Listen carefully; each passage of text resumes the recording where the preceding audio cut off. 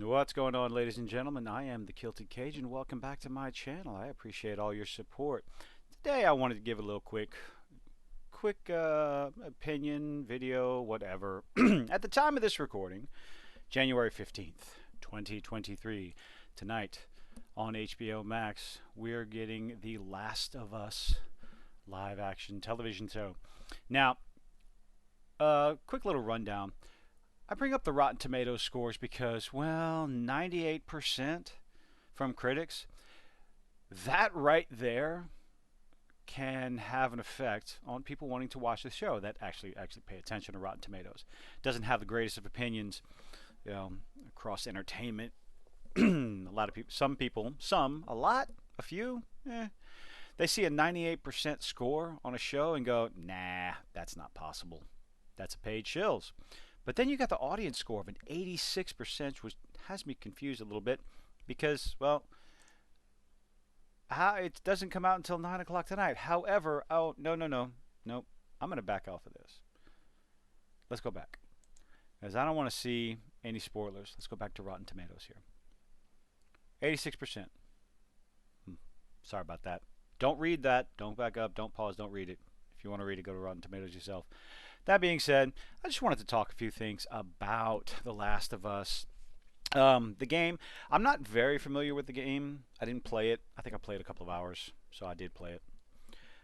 Got through the beginning of the story, walked around with Joel. It didn't pique my interest at the time. There's a good chance I will go back and play it. It has a lot of good reviews. It is a fantastic game. It's been remastered and redone a couple of times. But I do understand the basic story, with who Joel is, what happens to him in the beginning of the collapse of the civilization, his relationship with Ellie, and their journey through the first game. I am very familiar with it, so I have an idea of where fans of the video game expect the show to go. Now, I also watched the trailer, and from what I could tell, the trailer touched base on quite a few of the story beats. Joel telling Ellie that she's not family, she's cargo. And it gives an idea of where the relationship with Joel and Ellie is going to progress, where it's going to go throughout the first season.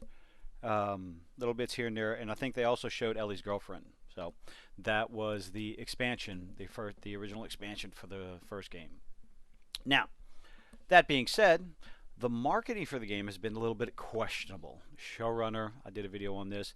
The showrunner coming out and talking about that death in a video game holds less meaning because it's all pixels, and death in a TV show is more meaningful because it looks real and blah blah blah. It's completely out of touch. But also there are reports that the TV show will be less violent than the video games, which in a sense I can understand. But one article, I did some digging, and this little article from The Insider piqued my interest. Because it says, from The Insider, HBO's Last of Us creators promise it won't have the same issue as Game of Thrones. We have no plans to tell any stories beyond adapting the game. I think that's very important. But the question a lot of people will have is how you're going to adapt it. What changes? They have no plan.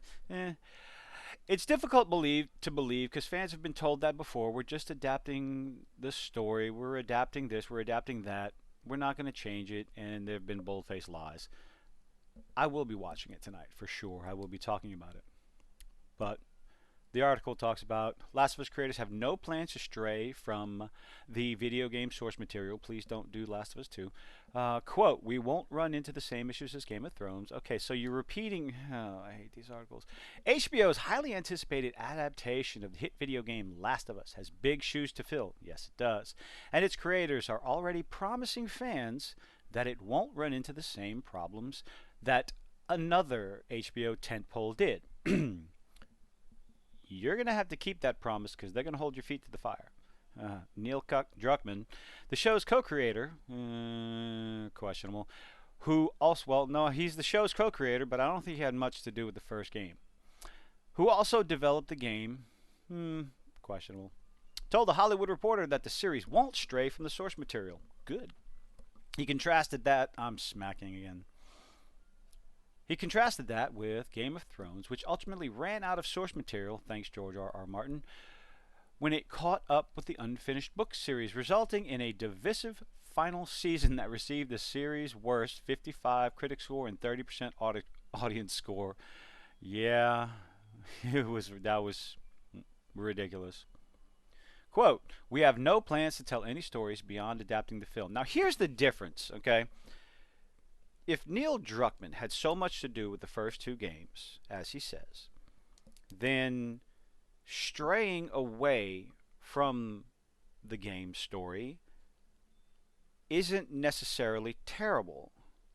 Because if you're involved in the game and you played your part, then if you're involved in the TV show, then it's still your vision. One is your vision, so is the other one. Since part 2 doesn't end on a cliffhanger. Wait, what? Yo, no. Yes, Last of Us Part 2 ends like shit, because, spoiler. Spoiler, Abby gets to live, which is just unrealistic and based on the setting of itself. Oh, Ellie doesn't want to continue down the path of revenge. Yes, but no, Abby should have died. What probably should have happened is Abby should, yeah, oh, spoiler alert. If you haven't played or heard of how The Last of Us 2 ends, if they would have done it right, I think a better story would have been to have Ellie kill Abby, and then struggle just a little bit, maybe in the post-credit scenes or her journey home, with the realization that she did succumb to the whole revenge storyline, instead of, pissing off the fans who wanted blood. The video game is one of the most acclaimed of all time. Yes, the first one. Just the first one. The game and the sequel have sold over 37 million copies. Yeah, a lot of those. Never mind. Show's first season is expected to cover. The first season is expected to cover the first video game. THR reported, which means the second season would likely cover the sequel. I think that would be interesting if in season 2 they did a better job of the pacing of the story of The Last of Us 2. I'm sure, but then the people watching the show, a vast majority of them, are going to be fans of the video game. They will have played the first two, or the two games, and they want to see how it gets adapted in live action on HBO. I'm interested. I'll be watching it tonight. As for the last, I think there's more story to tell. Oh, well, would they really follow Ellie in Last of Us 3? The only possible path would be, Last of Us 3 would have to deal with Abby and Ellie, because they're alive and they had issues. I'm sure Abby is still upset about her father's death that they shoehorned in. But last quote, I don't have any interest in a spinning plates go on forever show. Well, okay. Co-creator Craig, yeah, you idiot. When it becomes a perpetual motion machine, it just can't help but kind of stupid. Endings mean everything to me. Hold on. When it becomes okay. Oh, but all right. When it becomes a perpetual motion machine, it just can't help but get kind of stupid. Endings mean everything to me. Let's hope you stick the landing. I'll be honest.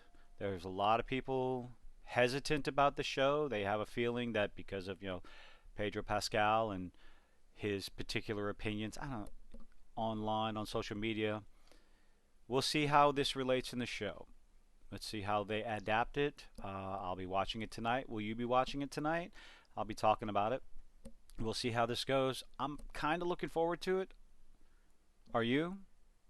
Let me know in the comments. Have a good one.